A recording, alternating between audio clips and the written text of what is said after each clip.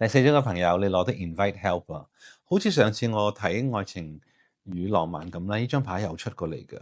咁就唔代表你係哇我好慘啊，好需要人幫忙啊，唔係咁嘅意思，係你可能係唔係好想人幫忙，所以呢張牌出嚟話俾你聽，一個人或者任何人都需要人哋幫忙嘅。需要宇宙嘅幫忙，需要朋友嘅幫忙，需要家人嘅幫忙，需要學校嘅幫忙。如果你係同學嘅話，你係學生嘅話，即係你唔好因為自己覺得唔想去煩人啊，或者唔想去令到自己感覺好似好低 B 咁啊，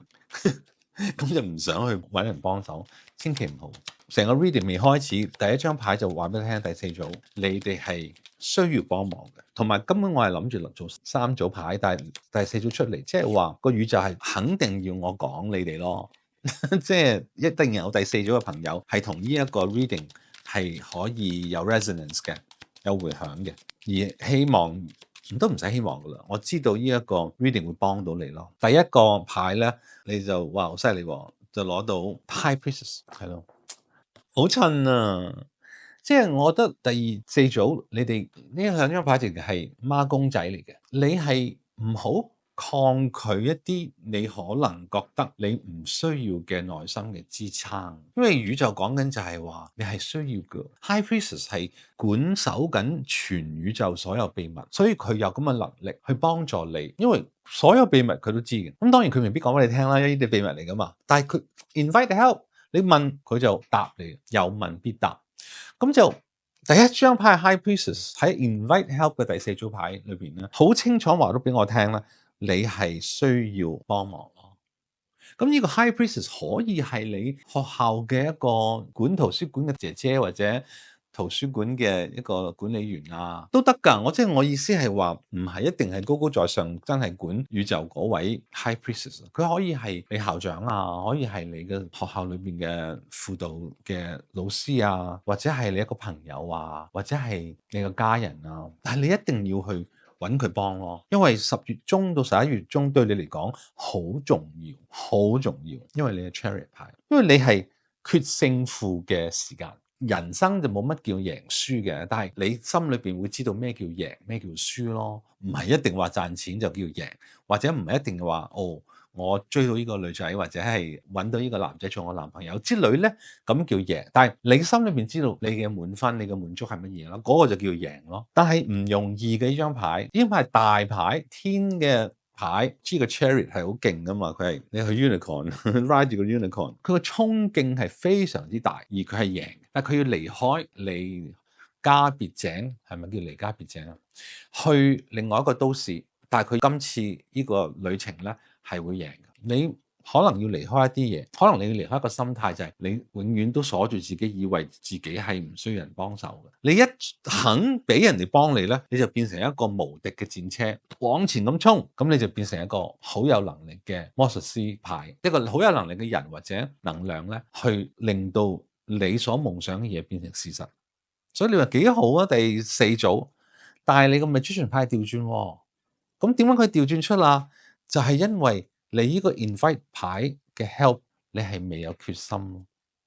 所以 High Priestess 出嚟話俾你聽，你一定要有決心咯，你先會贏咯。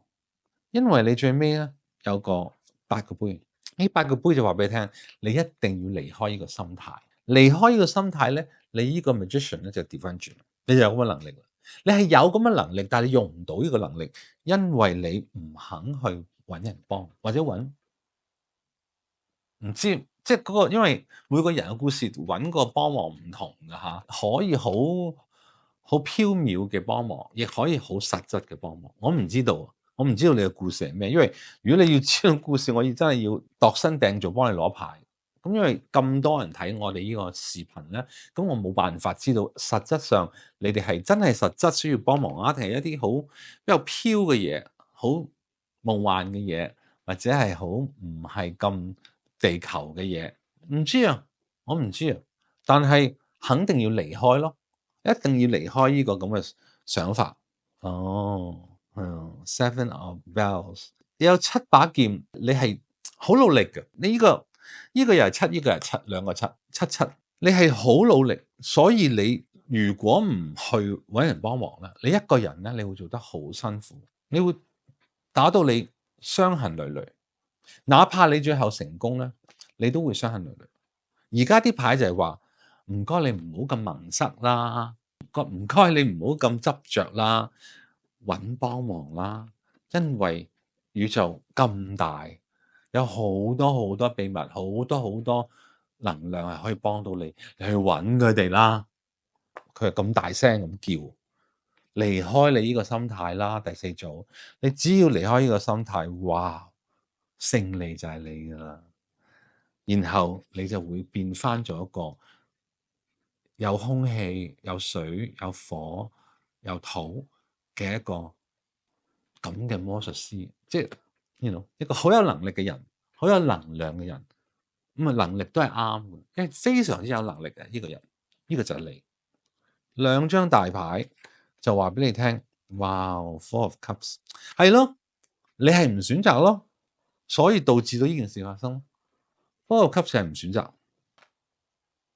唔選擇你離去，離開呢個心態，